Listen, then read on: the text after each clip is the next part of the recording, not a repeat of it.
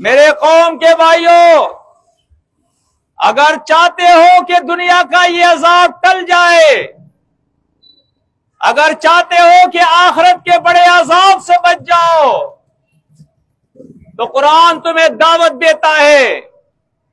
या अय्युहल्लज़ीना आमनू आमिनू बिल्लाहि व रसूलिही वल किताबिल्लज़ी नज़्ज़ल अला रसूलिही।